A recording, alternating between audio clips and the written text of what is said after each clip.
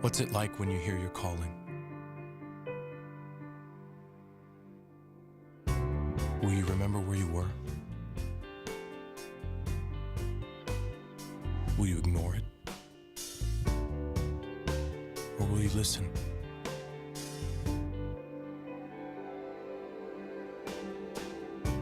What if it calls you to go halfway around the world?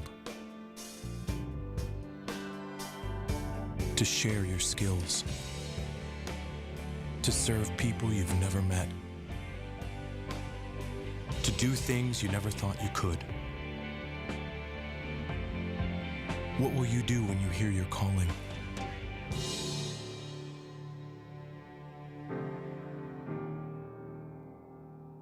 Peace Corps, life is calling. How far will you go?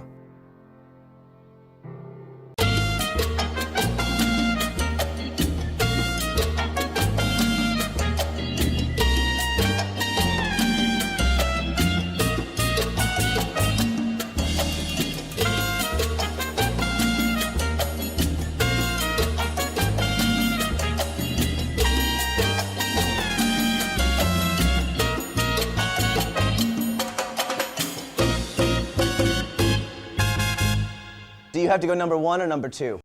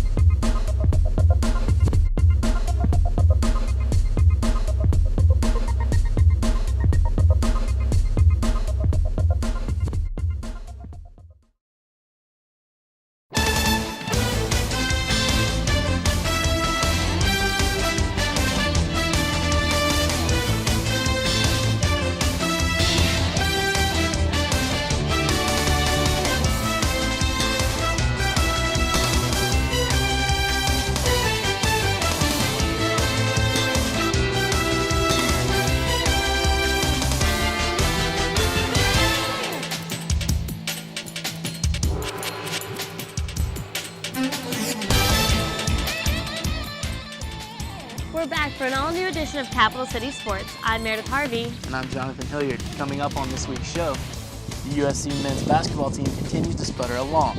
Could they find a win against more tough SEC competition? The swimming and diving team dove in for the SEC championship last weekend. Could the team swim their way to a title? And it wouldn't be Capital City Sports without some input from the boardroom. Alex Riley headed up our panel of analysts to let you in on the inside scoop for basketball and baseball. But first, it's time to get the season started with Coach Ray Tanner and the USC baseball team. The team opened up their schedule this weekend at the Hughes Brothers Classic in Wilmington, North Carolina, and of course, Capital City Sports was there for the action. Gamecocks starting off the season at the Hughes Brothers Classic in Wilmington, North Carolina, taking on Oklahoma, Western Kentucky, and UNC Wilmington. Harris Honeycutt coming off of a great end of the season last year, hoping to lead his team to a victory in this first game against Oklahoma. The team bowing out in the Super Regionals last year against Georgia, trying to make it to Omaha back this year. Honeycutt in the first inning, striking out the Oklahoma batter, and in the bottom of the first, it's Lonnie Chisenhall, the highly touted freshman from North Carolina. He's got a double. He knocks in the first run of the year for the Gamecocks, knocks in leadoff batter Travis Jones, and it is 1-0 Gamecocks. But Oklahoma would respond in the top of the fourth. It's Joe Dunnigan. He hits it over center fielder Andrew Crisp's head, and he is going to knock in a run. It's 1-1. Oklahoma ties it up with South Carolina in the fourth. On to the fifth inning. Harris Honeycutt rolling, gets out of the inning and preserves the tie for the Gamecocks. He pitched very, very well on that Friday. In the 5th inning, Phil Disher gets a hold of one to right center field. That ball is gone. His first home run of the season. Scores an RBI for him, and the Gamecocks take a 2-1 lead. A couple batters later, it's Andrew Crisp. He's going to get a hold of this one to the right center field gap. That's a single. It's going to score a run for the Gamecocks. Puts them up 3-1 early in the ball game in the 4th inning. Next hitter, Trent Klein. He's got a double down the line. Scores another run, and it's 4-1 Gamecocks. Gamecocks taking a big lead, trying to stretch it out and run away from Oklahoma in this ball game. You see the Oot man in attendance. What a loyal fan he is. Late in the ball game, it's Drew Martin batting from the left side, pitch hitting. He gets a hold of one. That ball's gone. Drew Martin, the first baseman, for his first home run of the year, and the Gamecocks would go on to win by a score of 13-2. Great opener for South Carolina in this one. Big win over a Big 12 team early in the season. That was a good opener for us. Early on, it was a tight game. Honeycutt gave us 5 quality innings, 82 pitches, and thank goodness after they tied it up, Disher homered. But it was a great opener for us. We swung the bats pretty well, and were able to use a lot of people. Well, for an opener, we did some really good things. We're not perfect by any means. We've got to improve a little bit against lefties like Hughes was today. He kept us off balance early, and we're going to see guys like that. We've got to use the other side of the field. But again, this was the opener, and we scored a bunch of runs, had a bunch of hits, so it was a good one for us. Now on to game 2 for the Gamecocks. You see Lonnie Chisenhall, the freshman there, ready for a big game from him. Sir Big Spur in attendance for the Gamecocks. Excited about getting the season underway. And in the first inning, it's Lonnie Chisenhall with the shot down the first base line. And that's going to be in the gap. Chisenhall rounding first, rounding second. He's not stopping. Would slide in with a triple on this play, setting up Justin Smoke, who would knock him in for the first run of the game. Gamecocks up 1-0 in the first. Jay Brown, the junior college transfer pitching for the Gamecocks, he was solid in this game, striking out a Western Kentucky batter in the first inning. He had a great day. You see here another whip, the hanging, just the big sweeping curveball by Jay Brown. He was fantastic. Held Western Kentucky to no runs in this ballgame. Lonnie Chisenhall in the 3rd inning, that's a home run. He's got the triple, he's got the home run, he's finished the hard part of the cycle. Has a chance to hit for the cycle in this game, would not, but still had a great game. Now the left fielder John Willard gets a hold of one to the right center field gap, and they're not going to get that one either. Another home run for the Gamecocks. This time it's John Willard, and now Jay Brown gets out of a base-loaded jam in the 5th inning, and he's rolling through the lineup, and Travis Jones, he got it. Rips that ball out of the ballpark in left field. The new leadoff hitter for the Gamecocks was a great catalyst in this first weekend, and the Gamecocks take a huge lead in this ball game, going on to the 9th for the Gamecocks. The pitch, Andrew Crisp now playing third base, fields it, throws to second. Gamecocks win 12-0 in an impressive performance in just their 2nd game of the regular season. Well, we're playing, only 2 games into the season, but we played pretty well. We had a great start from Jay Brown. We got him some run support and played pretty solid defense. So, 2 games into it, I'm pretty happy. We've got much more to come later in the show, from basketball and baseball to even swimming and diving. Don't go away, we'll be right back.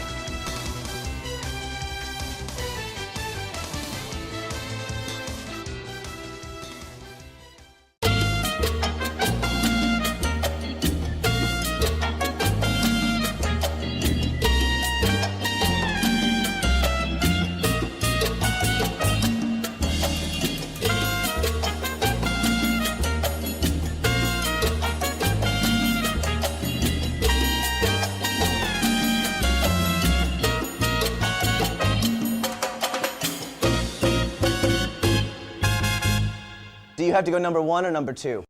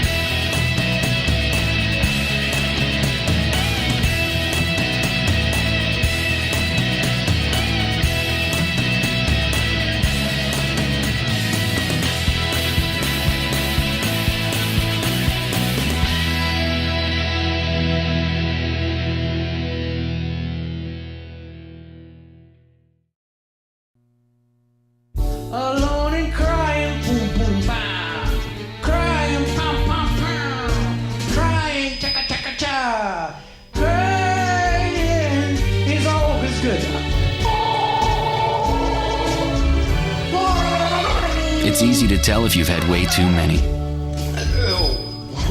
But what if you've had just one too many? Buzz driving is drunk driving.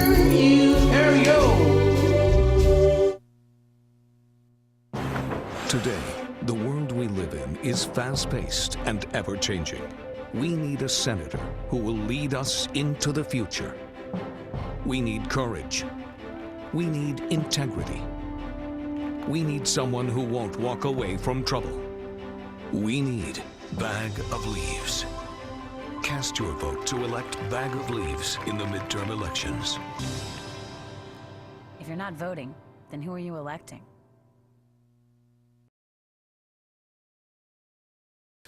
What I think's happened is that teams have, kind of looked at our team and said, Trey Kelly may get 30, but until those other guys prove that they can do it on a night-in, night-out basis, South Carolina's still going to have a hard time winning. After a couple of SEC wins, the USC men's basketball team has fallen back on an unfortunate losing streak. Could the team get back on track against Eastern Division rivals Georgia and Vanderbilt? Let's go to the highlights. Gamecocks taking on the Georgia Bulldogs in Columbia. It's Trey Kelly, #1 in your programs and in your hearts, trying to make a game of this early. Gamecocks stayed in it until late in the first half. Steve Newman behind the back to Takeas Brown, throwing it down for Georgia Bulldogs. What a play. It's 26-19 Georgia early, but Trey Kelly says to Brandon Wallace, "Dunk this." He obliges. Gamecocks staying in the ball game early, but Georgia's shooting was just too much for the Gamecocks in this game. Mike Mercer for 3, that makes it 29-21. Georgia by 8. Later on, it's Billy Humphrey looking for a man. He's going to find Levi Stooks in the corner. He puts up the 3, and he's money. Goes on, now it's 32-24, 8-point lead. Gamecocks still trying to hang in there late in the first quarter. Trey Kelly again doing it all by his lonesome. The floater is good. Gamecocks staying in it, but Takeas Brown inside. Brandon Wallace can't do much about this. He hits the shot. They go up 41-26, 15-point lead at the half on the Gamecocks home floor. Second half, same story. Levi Stooks with the floater. That's 45-26, Georgia. Gamecocks just cannot play with these Eastern Division teams yet. It's Levi Stooks again with 3. That's 48-28. Georgia builds a 20-point lead. The Gamecocks did have a couple of bright spots considering the play of Chad Gray. He had 10 points. You see the little jumper from them. He had 10 points. Did re-injure his turf toe in this game, though, keeping him out about a week. Back come the Georgia Bulldogs, just taking over at this point. Mike Mercer hits the 3. Georgia goes up 57-38 in this ball game. And now Mercer down the lane, 59-40. They take a 19-point lead again, and the Gamecocks just would not get much closer. It's Dominique Archie driving to the basket, making the layup. He's showing a lot of improvement, but it was not enough to pull the Gamecocks through on this one. Georgia's inside play was just too dominant. There you see Billy Humphrey getting the rebound, putting it back up. Georgia goes up 22 points, and Trey Kelly just trying to make a game out of it here at the end. He hits a 3, but it would not be enough. Georgia goes on to win this ball game. Brandon Wallace and the seniors for the Gamecocks struggling. South Carolina loses by a score of 73-54. Trey Kelly had 21 points in the game. Levi Stooks playing big for Georgia in this ball game, 13 points and 4 rebounds, and Georgia continues to play pretty well in the SEC. With Takeas Brown, they have an excellent inside attack as well. We didn't cover that. We weren't able to be effective defensively inside and still be able to cover the outside like we needed to. Our defense just never got set. I think our youth showed, and we just got some work to do. We can't keep people out of the lane. Mercer and Gaines and Humphrey and those guys just take the ball as deep as they possibly can into the lane, causing rotations and mismatches, and it turns people loose on the boards. 47-32 on the boards was another story that really hurt us. So, all in all, Georgia played extremely well, and they deserved a basketball game, no question. Coming up for the Gamecocks this week, they'll play host to the Tennessee Volunteers Saturday at 3:30 in the Colonial Center, and then they'll travel to #1 ranked Florida on Wednesday at 8 p.m. After Saturday's game against Georgia, USC point guard Trey Kelly vented about the team's recent struggles and even the atmosphere in the Colonial Center. Kelly said that the atmosphere was one that made him believe that fans don't think the Gamecocks are capable of winning. On Tuesday, Kelly clarified his comments. You know, I think a couple of comments I made after Saturday's game was misunderstood by some people. You know, I was frustrated, but I did mean what I said by, maybe the atmosphere and the mindset of my teammates, people around the program, and maybe the fans, maybe they're real useless, or we can't win, or we can't do things that were expected before the season, or do things that a good team can do. And what I'm saying is, I don't want the mindset of the atmosphere around me to be that way, or around Brandon Wallace to be that way, or around Coach Odom to be that way, because us three guys as a unit and what we have done here in 4 years has been great. And, I think that, the teammates of mine and fans around us and other people around the program should have faith in the basketball team, because, we work so hard. And I think me and Brandon can really carry this team and really, at this time, change it around. And after the season, people will really think that we did a great job. Head coach Dave Odom says that the team's biggest problem is finding help for Kelly. In Saturday's game against Georgia, Brandis Raley-Ross, Bryce Sheldon, and Efka Benulis, three of the team's wing players, were held scoreless. Odom says teams have changed the way they defend the Gamecocks.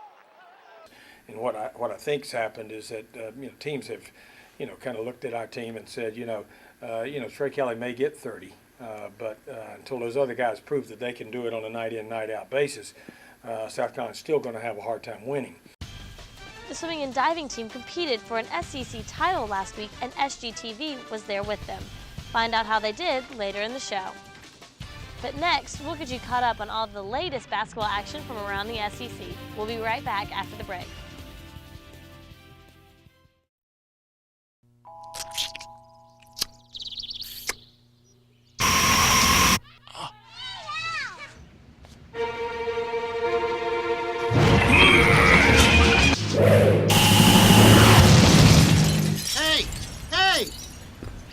What is your problem, man? You're welcome.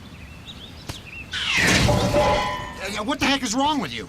What do you mean? Don't give me that! All right, what's going on here, fellas? The missile was about to hit the school. I just acted as fast as I could. That doesn't change the fact that I don't have a car anymore. Who just throws a person's car at a missile? You're serious? Yeah. Who's gonna pay for my car? I guess I could.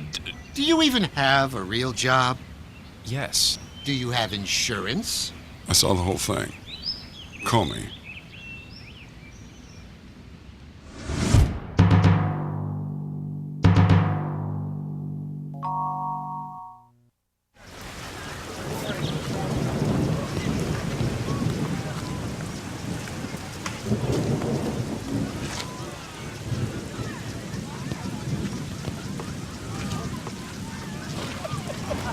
It's easy to tell if you've had way too many. But what if you've had just one too many? Buzz driving is drunk driving.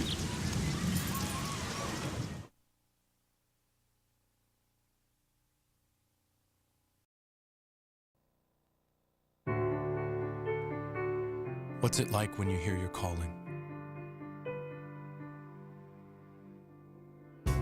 Will you remember where you were? Will you ignore it? Or will you listen?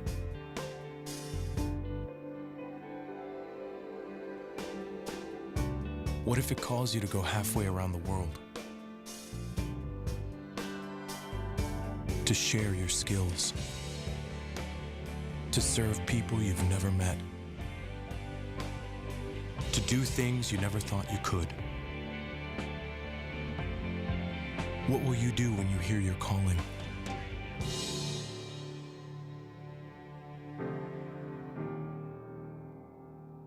Peace Corps, life is calling. How far will you go? Over halfway into the conference schedule, it's time to start separating the SEC's contenders from its pretenders. For more basketball action, let's go to Lexington, Kentucky for highlights.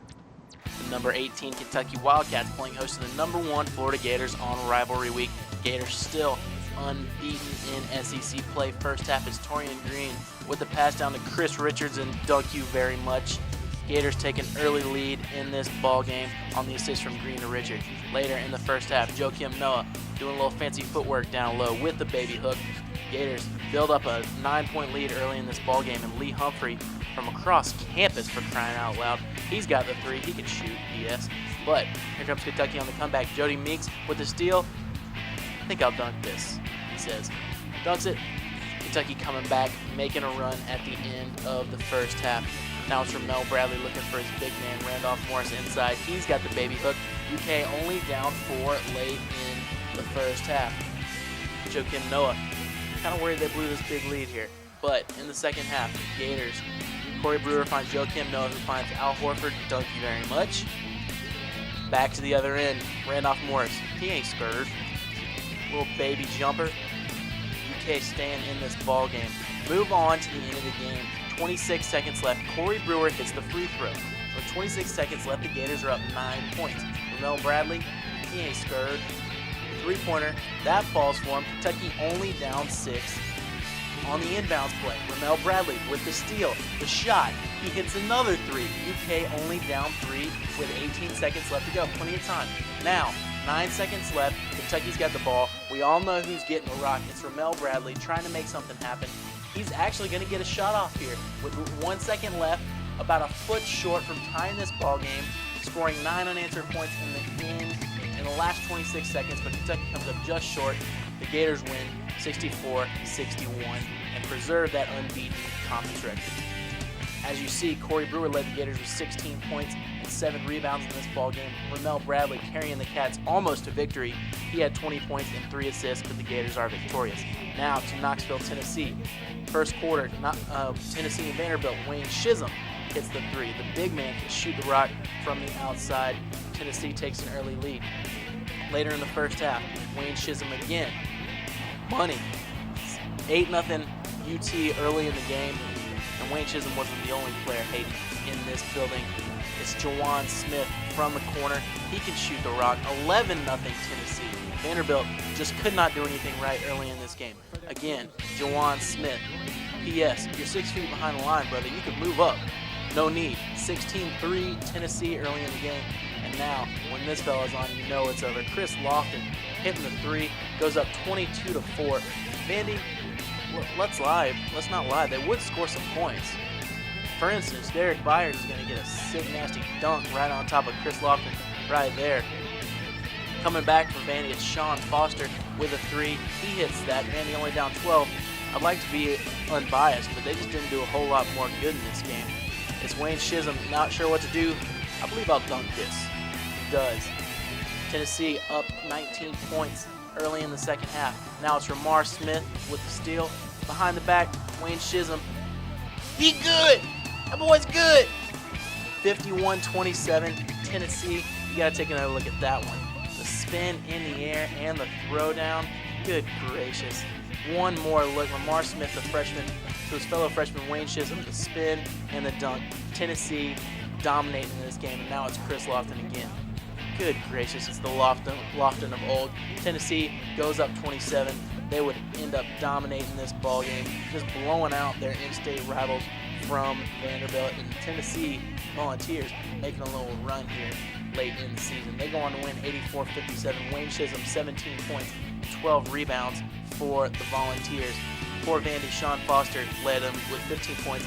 In the SEC standings, the Florida Gators remain undefeated in the conference at 10-0. They lead the Eastern Division, but the Kentucky Wildcats are getting hot. They're at 7-4. They're in second, followed by the Vanderbilt Commodores in third at 6-4. Tennessee comes in at fourth at 6-5. They've been hot lately. Georgia, with the loss of Mike Mercer, they're at fifth in the SEC East, and South Carolina is in sixth with a 2-8 conference record. On the Western Division, Alabama continues to inch out the lead in the West at 5-5. Mississippi making a surprise run at this Western Division crown at 5-5 as well. Arkansas comes in at 4-6. Mississippi State at 4-6. Auburn is in 5th at 4-7, and LSU continues to struggle in the conference at 3-7. Now for the national rankings in the AP poll. Number 1 is still Florida at 23-2. Ohio State comes in at number 2 this week, followed by fellow Big Ten rival Wisconsin. North Carolina is at 4, despite losing this week. UCLA at 5, Texas A&M at 6. The Pitt Panthers are at 7. They lost this week as well. Memphis comes in at 8.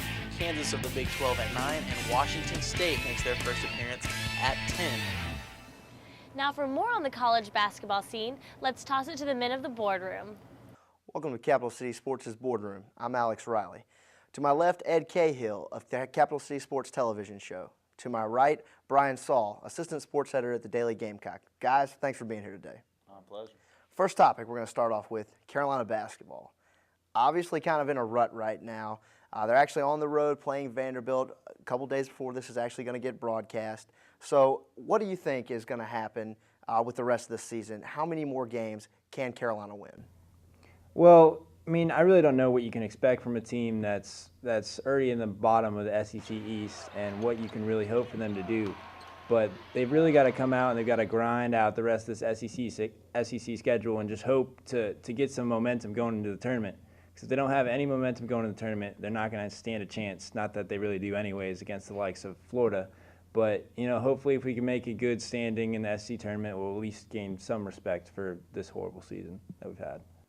You and I were talking about it on the way in here. How many more games can the Gamecocks potentially win this season? I see us getting 2 wins. That's what I think is the ultimate goal. Doing that will probably put us below 500, but if we have a good showing in the SEC tournament, hopefully the NIT will be able to choose us. That's a stretch right now. That's the goal that we've got going into these last couple games. Speaking of which, is it a possibility that if Carolina does, say, win a couple more games in the regular season, wins 1 or 2 in the SEC tournament, that they do get back to the National Invitation Tournament? Well, I mean, as horrible it is to have a goal to get back into the NIT, that's got to be it right now. And I think because we've won the last 2, that we're gonna get consideration if we win a couple games down here down the stretch. And I think we could possibly actually make some waves in the tournament if we get hot. Speaking of somebody who would like to get to some postseason play, what about Trey Kelly? The Flyers are coming out this week. They want you to make him the guy for SEC Player of the Year. Just talk about the season that he's had. How does this compare with guys around the country, guys around the SEC? How great of a player is he right now? I think with Trey Kelly, everybody that he played with his sophomore and junior year, just seeing him leave and he being the only guy that's still on that NIT nucleus is just saying that he's going to do everything he has, and that's what he's done so far this season. He's really played his heart out and practically hurt his knee, and he's playing on a busted knee, but he knows what Dave Odom asks of him, and I think that he requires some praise for that. Is he a potential SEC Player of the Year? I think he is. I mean, Trey Kelly gives more in any game than I've ever seen any player in my entire life. The kid's got so much heart, and he goes out there and gives all for a team that is really subpar, and he's the only one out there giving his all. And you've got to look at him for SEC Player of the Year. I mean, he may not play for Florida, but if you look at South Carolina, what would they be without Trey Kelly? No one would be going to those games because they go to see Trey Kelly, and he's providing as much as he can. Speaking of no one going to the games, a lot of topic lately, a lot of talk about the Colonial Center, the atmosphere, the fans. Even Kelly talked about it in his post-game after Georgia. I mean, what do you say, if you're Dave Odom, what do you say to the fans right now about the games coming up, about the remainder of the season? I mean, what are you telling the fans? I'd say come out there and you're going to see one of the best players in the SEC, and this team gives it everything that they have. Obviously, you know, they get out rebounded, they lose close games, but they play games tight. Most of the games that we've lost have been by 6, 5, 3 points. They come down to the last stretch, and it's those times when you need to be there for the team and cheer them on. And I'm sure it gets depressing for the basketball team to see empty seats, to see people leave early, to see people talking the way they do about the basketball team. A guy who has kind of made an impact as of late, Chad Gray, goes out prior to Vanderbilt with some turf toe injuries. How you get turf toe in college basketball is unbeknownst to me. Exactly. But does his injury limit Carolina's depth for the rest of the season? Well, of course it limits the depth, but we really early in the season, you didn't see much of Chad Gray, not until late had we been able to see him. But what it really does is it kind of hurts him getting experience this year coming into next year. I mean, you can practically throw away this year, but with the nucleus of Chad Gray, Evka, Brandis Raley-Ross, and Dominique Archie going into next year, if they can get some good playing experience down the stretch, that'll be good with those other transfers coming in. But as for the rest of the season, Chad Gray, not really a big factor for me. Speaking of Evka, actually, Dave Odom said today in his press conference, Evka getting benched in favor of Brandis Raley-Ross. Surprise you that so late in the season that they're switching the lineups again? No, not really, because, I mean, Evka's defense has just been sloppy all season long, and you know that Odom's hitting on it. Our defense isn't really that strong, so that's why he's going with Ross. And, Evka, he had a big game against Auburn, but I think really right now, coming down the stretch, putting Brandis Raley-Ross in the lineup instead of Evka maybe gives you a little more speed and ability to drive to the lane against some of the better teams we're going to face down the stretch. Well, speaking of some of those teams that Carolina might face down the stretch, SEC, the East, probably one of the stronger half of a conference in college basketball this year. The West, a little jumble there. There's some teams fighting to be at the top. How many teams can we realistically see get in the tournament this year from the SEC? From the SEC in general, I think we could maybe see 5 or 6. I mean, it depends on the West, really. Like, you would think LSU and Alabama would be able to get in, right? Because those teams can play, but you don't know how they're going to finish with their conference record, and they may get in at large just because of the reputation. And the East teams, there's a few givens. Florida and Tennessee might be able to squeeze in there. We'll see. I think, like he's saying, I'd say about 5. I mean, with mid-major teams this season just playing their heart out, I don't see the LSU or team out west getting it in favor of the way Butler's been playing, the way Southern Illinois has been playing this season. I'd rather see a mid-major team than a mediocre SEC team. An interesting article came out today in the state newspaper written by their columnist Ron Morris comparing 2 teams that he didn't give the names of, called them Team A, called them Team B, and one had an 18-7 record and was struggling in their conference. One was 21-4 and undefeated in their conference. Turns out, Duke Winthrop. At the end of the article, he says Winthrop would deserve to go before Duke. Your thoughts on something like that? Do you think the mid-majors deserve the shot? I think they do. A team like Duke playing in a real weak ACC this season really hasn't shown that they deserve to get to that tournament. And the only reason they're getting consideration is because of their past reputation. And I think there's going to be a time where we're going to have to start looking at these mid-major conferences because there's so many good basketball players in America. And you can't just limit it to SEC and ACC, and we're going to have to start looking at the Patriot League and the Sun Belt conferences for teams to get into that tournament. That's all we've got for now on college basketball. Tune in later on. We talk a little college baseball. The baseball team is not the only squad ready to hit the diamond. Later in the show, we'll update you on the Gamecock softball team. But next, we'll go back to the boardroom to break down the baseball team's impressive start to the season. That's coming up on Capital City Sports. The rainbow, my pot of gold, your daddy's little girl, till heaven home. It's easy to tell if you've had way too many. But what if you've had just one too many? Buzz driving is drunk driving.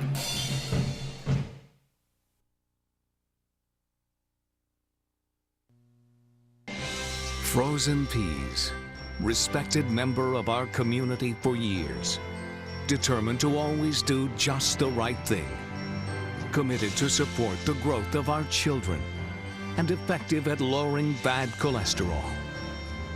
Frozen Peas, courage, integrity, fresh ideas. This message paid for by the Friends of Frozen Peas. If you're not voting, then who are you electing?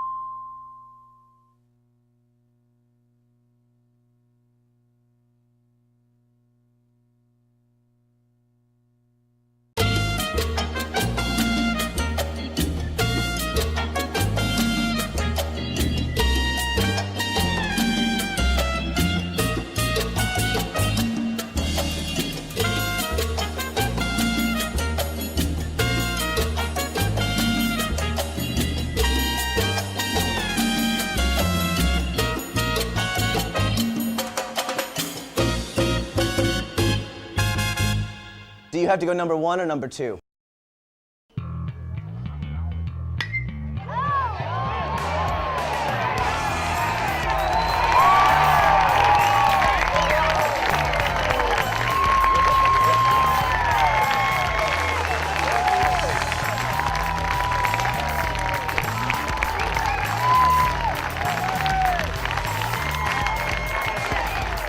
Now that the baseball team has cranked up their season, it's only fitting to go back to the boardroom for more analysis on their first weekend of play.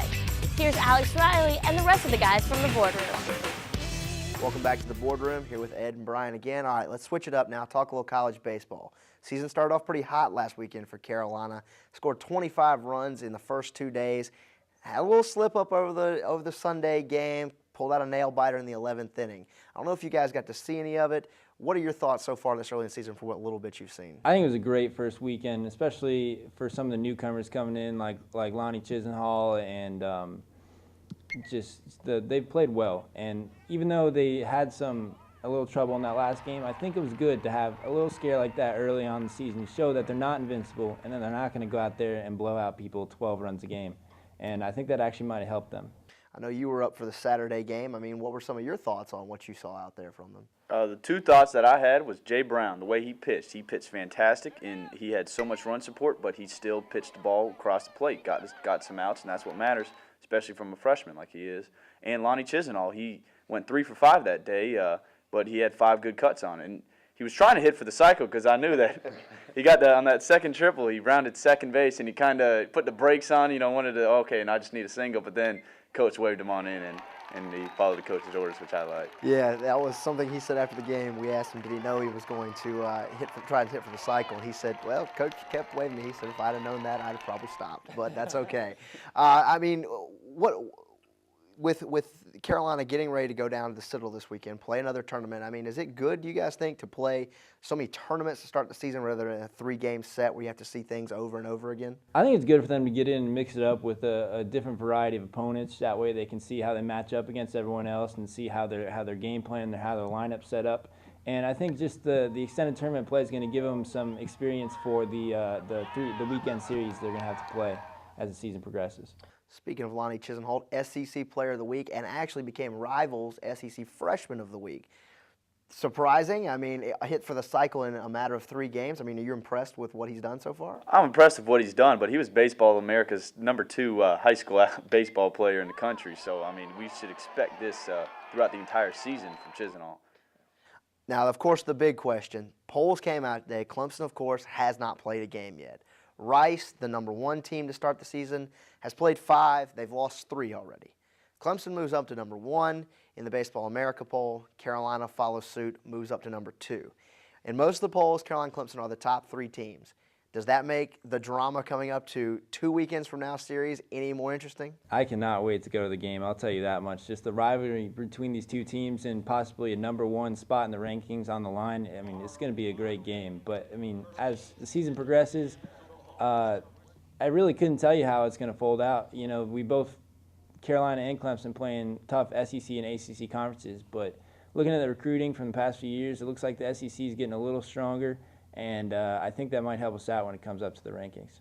You excited about traveling up to Tiger Town to have a look at Carolina and Clemson, possibly maybe even previewing a national championship type matchup? Oh, that's getting, it's too early in the season to say that, but I don't know if Clemson's a national championship team, but I know we sure are. And I know them 2 playing each other, that they're looking forward to playing each other. Can you imagine 1-2? That's just going to add a whole lot of adrenaline to those pitchers' minds.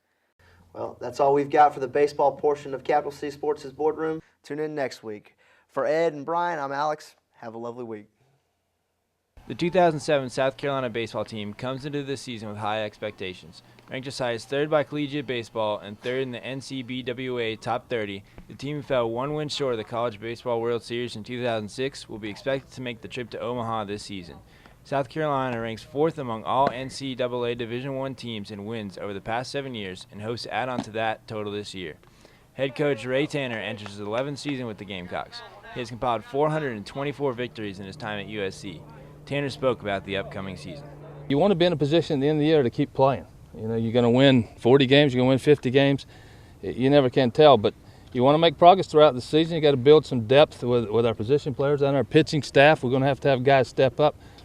How about leadership-wise? It's interesting, 4 captains this year, not one a senior. Well, you know, the thing, one of the bright spots for me was Steven Reinhold being selected by almost unanimously from his teammates, a guy that's not a regular. That doesn't happen very much. And when I saw the numbers, it gave me an intangible feeling that maybe this team can do a little bit extra with that type of leadership. And you know, Reese Havens will assist him with the position players, and then Hempy and Honeycutt with the pitchers. You know, we play in a tough conference, and there's a lot of games in the balance each year. And you got to have some guys that can help you rally, help come back and win some of those games that are in the balance. Makes a lot of difference at the end of the season, and that's one of the things coaches are always looking for. The Gamecocks returned 6 starters from last year's team, along with the nation's second-ranked recruiting class by Baseball America. Included in this year's class of freshmen is the highest-rated freshman in the country, Lonnie Chisenhall, and the 3rd-round draft pick of the Tampa Bay Devil Rays, right-hand pitcher Nick Fuller. Freshman All-American Justin Smoke returns for his sophomore season with a handful of honors. He was named MVP of the Cape Cod Summer League and was also named to the preseason All-American team. Smoke elaborated on his experiences from his freshman season and Summer League play. Well, I mean, starting last spring, you know, I mean, I had a tough fall last fall, and I mean, getting adjusted to the college game. And last spring, I mean, I was still struggling early on. About halfway through the year, it kind of clicked for me a little bit. And I mean, ever since then, it's just been the game's kind of slowed down for me. And it's been a lot, not like easier for me, but it just slowed down a lot. And I mean, it's been great. I mean, this summer helped out a lot, and going into this spring, it's gonna be good for us. The Gamecocks begin their season February 9th at the Hughes Brothers Challenge, a round-robin tournament at UNC Wilmington. They will begin the season with 7 straight road games, but no worries. The Gamecocks boast an incredible 67-2 record in the month of February. They will return to Sarge Frye Field for a 3-game series against Eastern Michigan on February 23rd. Be sure to grab your seats early, as these highly ranked Gamecocks will be sure to draw crowds. Make sure and catch Capital City Sports' special 30-minute baseball preview show next Wednesday, February 21st at 7 p.m. Next, we'll dive in with the USC swimming and diving team at the SEC Championships. That's all coming up on Capital City Sports.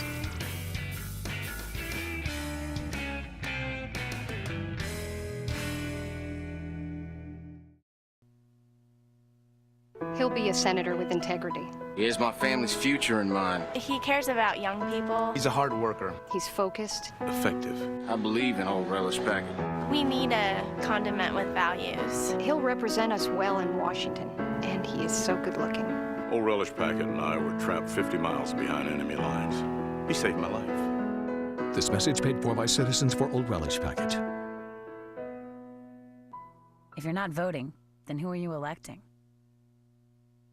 It was not. It was like...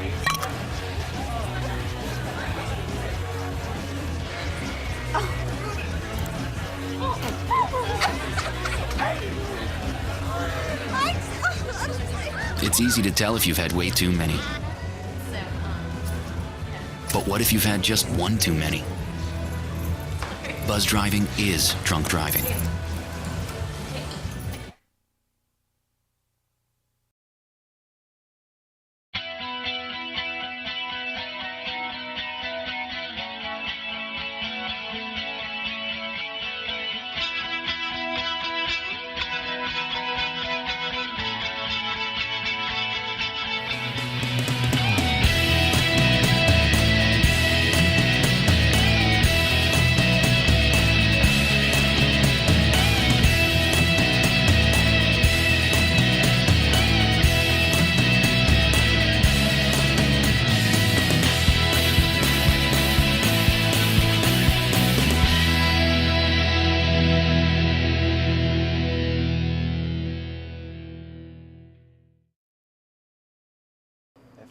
It's crunch time for the USC swimming and diving team. In the deep end of their 2007 season, the team traveled to Lexington, Kentucky for the SEC Championship. SGTV's Miguel Berg was with them. It was showtime for the USC swimming program last weekend in Lexington, Kentucky, where the SEC Championships were taking place. In a conference that dominates the national swimming scene, the Gamecocks knew that bringing a medal home would be no easy task. but that's just what junior Christy Williams did. The Newark, Delaware native brought home a bronze medal in the 200-meter butterfly competition. The All-American is USC's record holder in the event and will look to bring home more accolades when she competes in the NCAA competition next month. As for the Gamecock team as a whole, the men finished 7th in the conference and the women finished 8th. The men's 400-meter relay team set a school record time at the meet and finished in 4th place. That team was made up of Kyle Cormier, Dan White, Colby Mack, and Kurt Muller. Auburn took home both the men's and women's swimming championships and is a favorite in the national meet. Coach Don Gibbs says despite the standing, he is proud of his team. I think overall we did real well. I mean, we the last couple of weeks we had some issues with the pool, being out of the pool for 10 days, so we're a little uncertain in terms of what to expect. But you know, overall, I think top to bottom we were pretty solid. You know, we set those 4 individual records and 3 relay records. I think we've got I want to say 4 kids in the NCAAs right now, and then hopefully after next week we'll be able to qualify some more. So all in all, good. You know, the disqualifications kind of tripped us up a little bit. So I think had we not done that, we would have jumped a couple spots in the overall standings. But you know, all in all, I think it was a good effort by everybody. USC football coach Steve Spurrier filled the only vacancy in his coaching staff on Wednesday with the hiring of 29-year-old Shane Beamer. Beamer is the son of Virginia Tech head coach Frank Beamer and played special teams under his father until his graduation in 1999. Coach Spurrier said that there are numerous reasons why Beamer is the right fit at USC. He started out, I think, like most coaches, at G8 Georgia Tech, and I know he's been at Mississippi State the last 3 years. Tennessee, 3 years at Tennessee. Okay, so that about sums up. So he's been around some good programs, obviously, and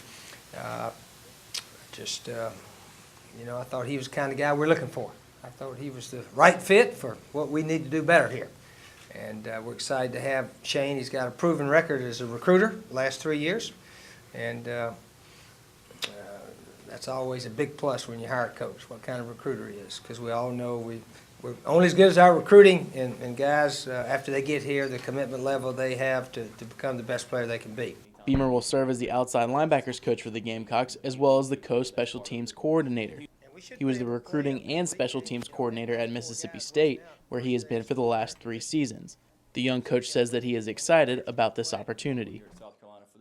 It's an exciting time for myself professionally, and my wife Emily and I, professionally and personally. As a matter of fact, last summer we were vacationing in Charleston. We were driving back through Columbia on our way back to Mississippi. I made the comment to her that this would be a dream place for me to coach. I was born in Charleston. I thought it would be neat to come back over here where I consider myself a native of, and work here with Coach Spurrier, whose track record speaks for himself. And it's funny how it worked out that way. Obviously, I'm excited about that opportunity, the opportunity to work with Coach Nix on defense and hopefully bring something to the table there, and learn from Coach Spurrier also, and help this program on special teams.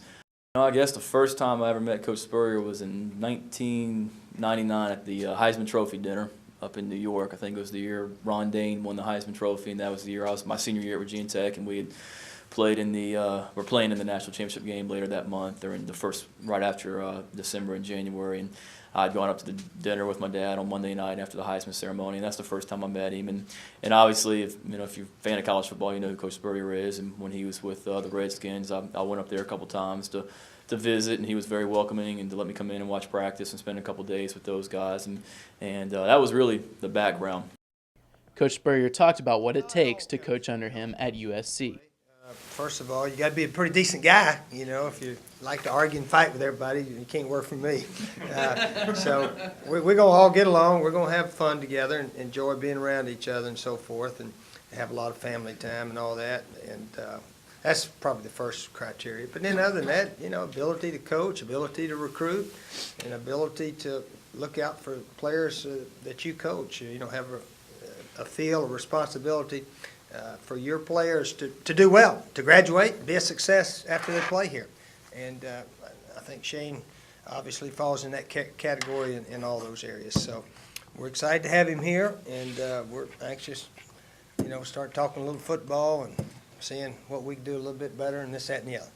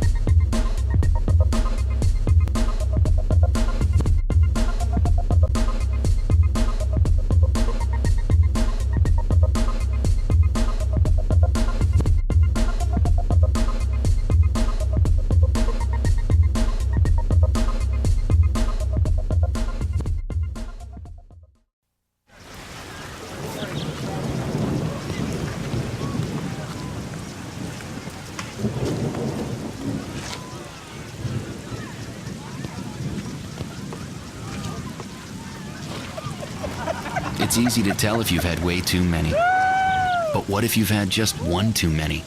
Buzz driving is drunk driving.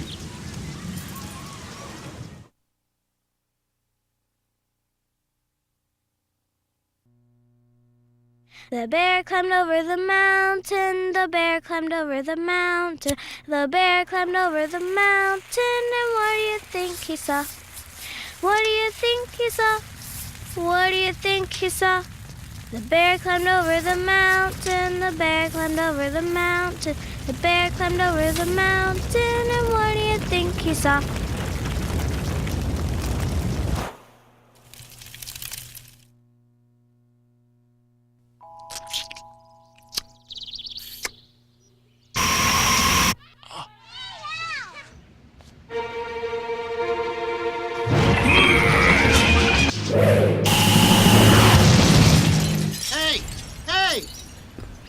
What is your problem, man? You're welcome.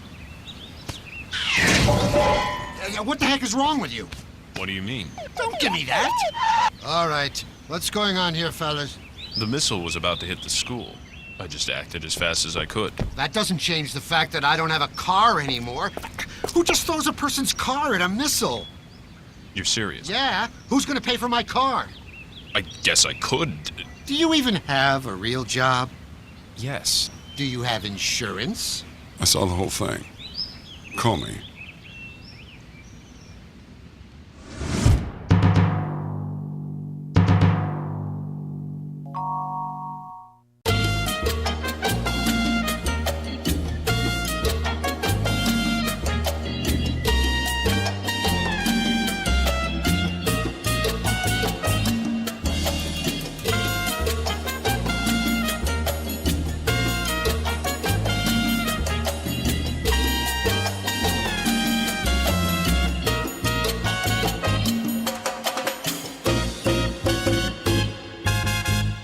Do you have to go number 1 or number 2?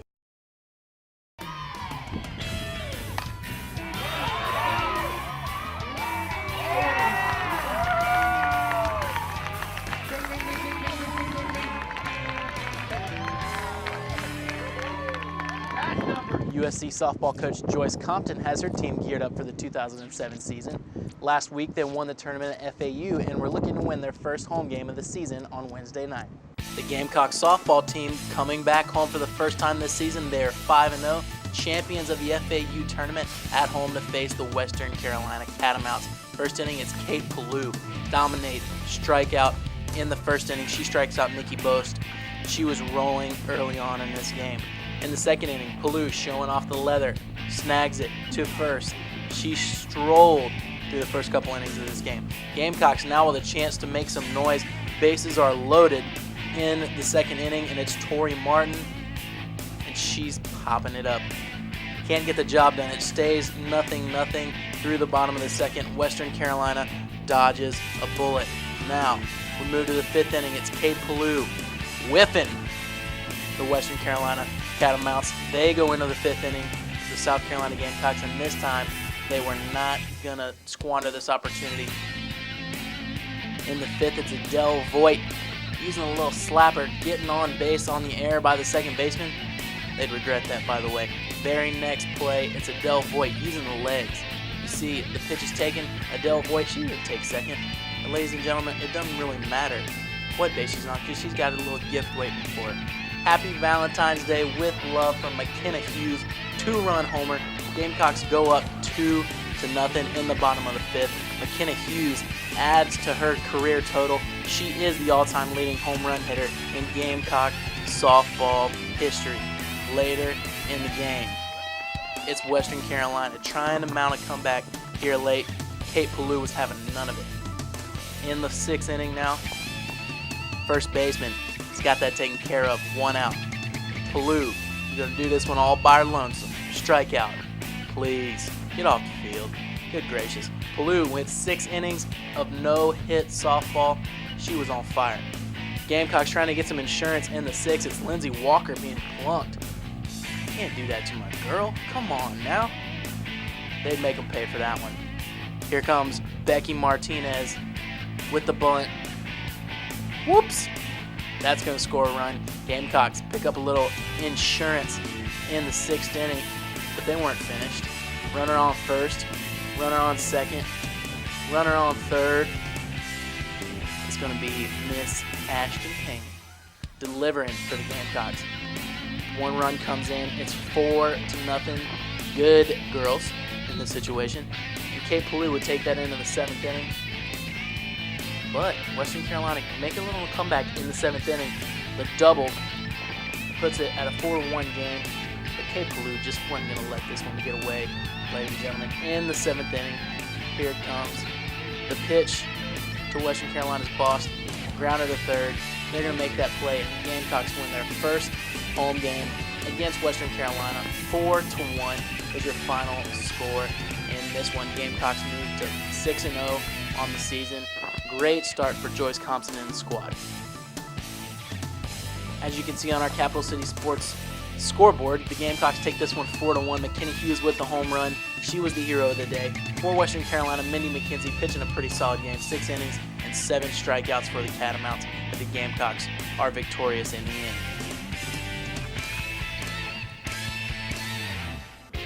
That's all for this week's Capital City Sports. Don't forget to tune in next week on SGTV Thursday at 8. I'm Meredith Harvey. And I'm Jonathan Hilliard. Have a great week, Columbia, and we'll see you next week on Capital City Sports.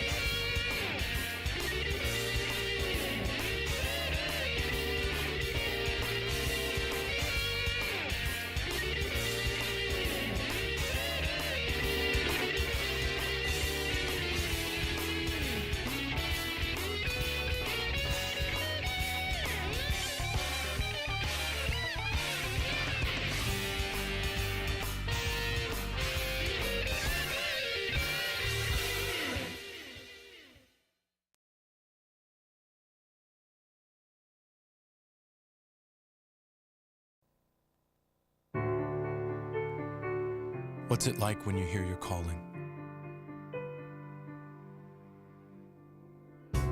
Will you remember where you were? Will you ignore it? Or will you listen?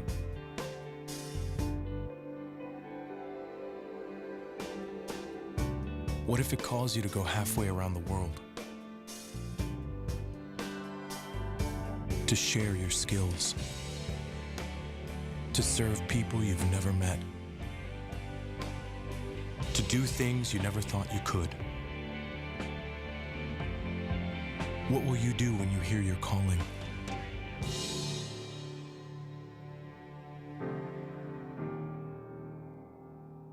Peace Corps, life is calling. How far will you go?